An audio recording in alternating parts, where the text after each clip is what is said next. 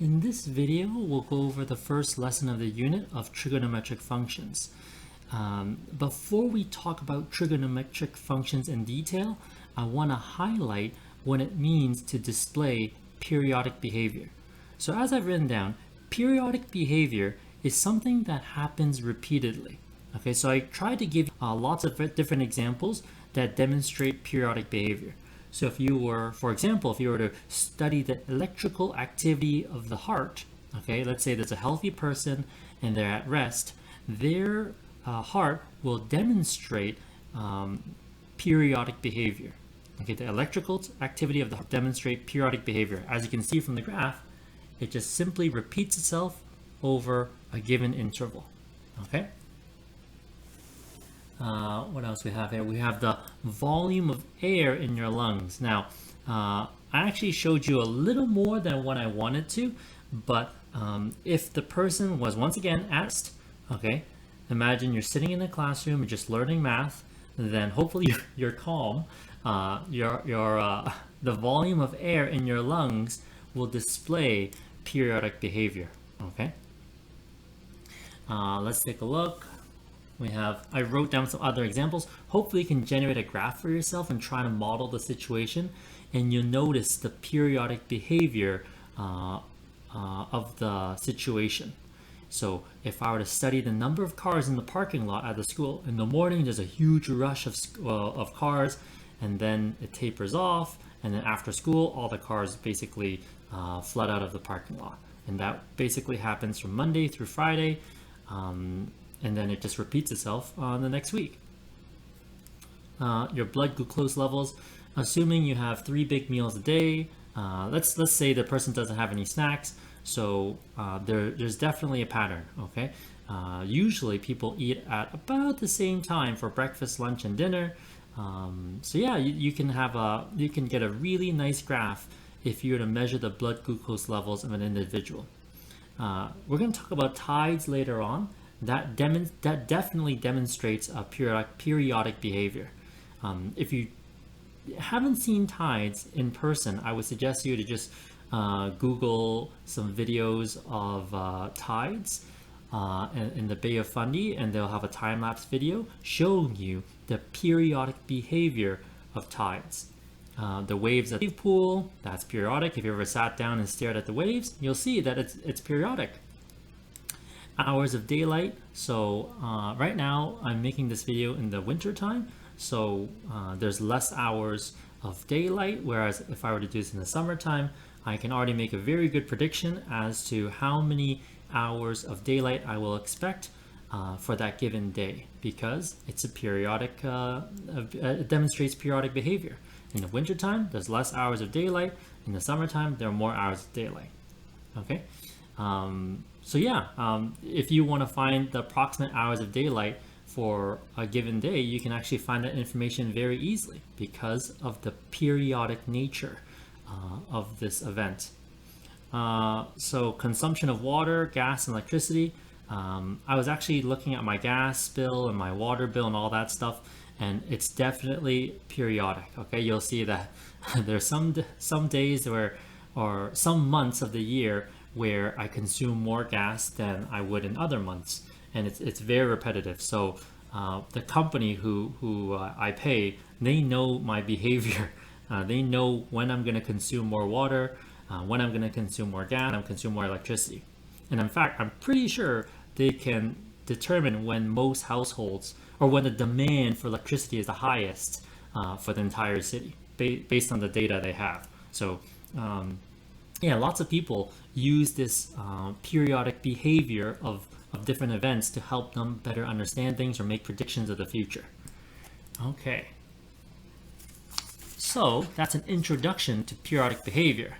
But what we are going to work with are periodic functions. Now, when we talk about periodic functions, we really want to focus on these 3 words here. Okay, we need to know their definitions like the back of our hand. So the cycle represents one repetition of the pattern. Okay, so when I say cycle, what I'm trying to say is I see one repetition of the pattern. Now, period is the horizontal length of a cycle. So Very important because we're going to calculate the period quite a few times throughout this unit. So the period is the horizontal length of a cycle. And lastly, we have the amplitude, which is half the distance between the maximum and minimum values. And we have a formula, since it's half the distance between the maximum and minimum values, so the amplitude is equal to max minus min. Okay, so max minus min gives me the full distance between the maximum and minimum value. But since I want half that distance, I'm going to take that difference and then divide it by 2. And you'll note that if you look at this formula carefully, you'll see that it's always positive. The amplitude is strictly positive. And that makes sense because it's half the distance between max and minimum values. So it's impossible to get a negative value for your amplitude. So keep that in mind. Amplitude is strictly positive. All right, so what we're going to do is we have a periodic function here. Looks pretty interesting. And we're going to try to determine the period of the function. So because of its periodic nature, you can start anywhere on this graph. Okay, but I'm going to try to make my life as easy as possible. I am going to start at the origin. Okay, so I am going to draw in one cycle. Okay, I'm going to keep shading.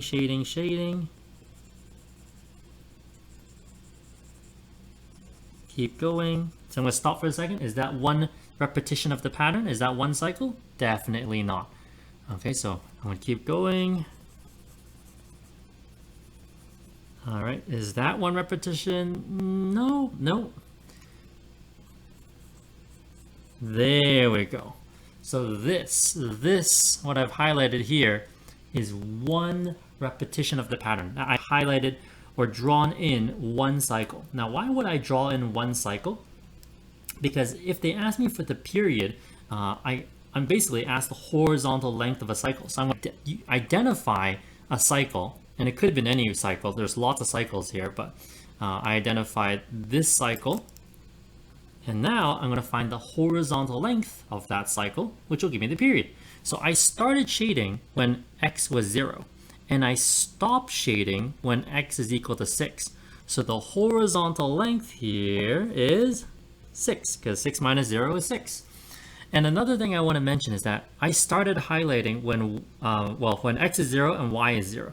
And when I stop highlighting, the y value has to be back at where I started. So the y value has to be 0 when I stop shading in my cycle, because it's periodic. So where I end is where I start. Anyways, the period is 6.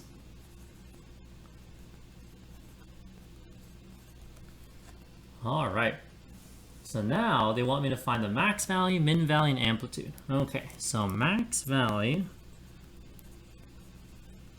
What's the max value? Max value is 4. And the min value is, I'm going to estimate a little. Let's say negative 1.5.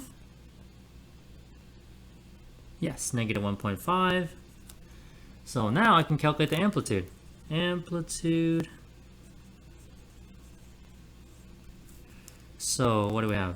We'll just do this. Amplitude is 4 minus 1.5 divided by 2. So that's 5.5. Oh, sorry, negative.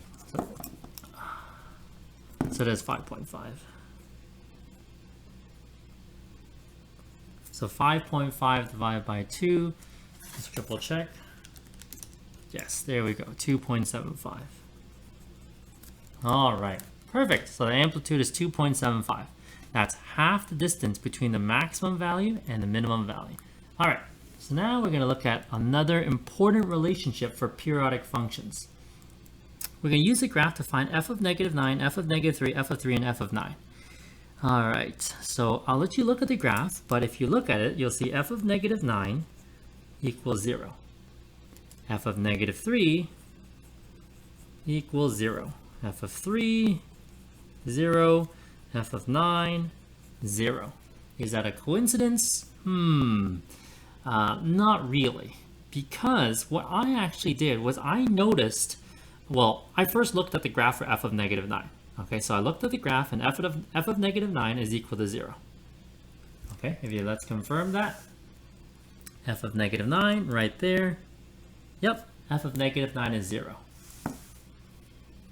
Now after I noticed that f of negative 9 is equal to 0, I actually didn't do the math. I didn't look at the graph again. Because if you look, negative 9 and negative 3 has a relationship, right? Negative 9 and negative, what's the difference between negative 9 and negative 3? The difference is 6. What's the difference between negative 3 and 3? The difference is 6.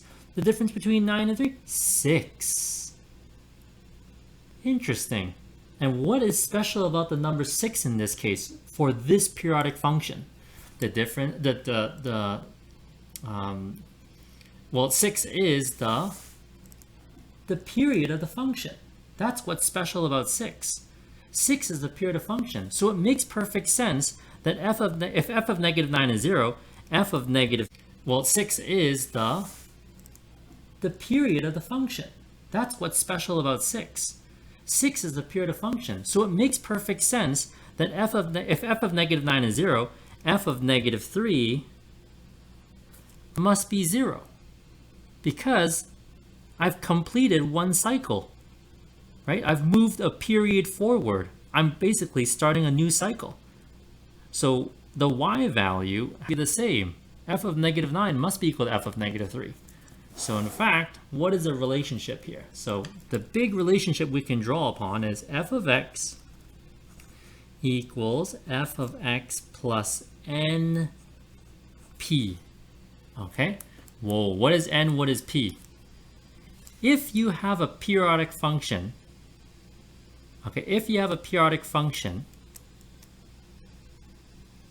this must be true. What is n? N is some integer. P is period. Okay? So if you add, or you can go forward or backwards by some number of cycles, then you'll be back at where you started. Okay? You can go backwards or forwards by some number of cycles. And as long as you go by a whole number, okay, not a fraction of a cycle. If you go half a cycle, then you know what? I can't guarantee that you'll be back at where you were from before. Okay? If n was half, you know what? I'm pretty sure that this will not be equal. It may be, but it probably won't be. But if you let n be an integer, you're saying, let's go, I don't know, 2 cycles forward, or you go 3 cycles forward, or you go like 4 cycles backwards. But because it's periodic, then you'll see that these are equal. Okay? So anyways, this explains why, oops, I forgot, f of 9 is 0. This relationship here explains this, okay? And this makes perfect sense as long as you understand what a periodic function is, which is something that simply repeats itself over and over and over again over a specified interval, which is the period. Okay, so I think that's a great start for the unit. And we'll talk about trigonometric functions in the next lesson.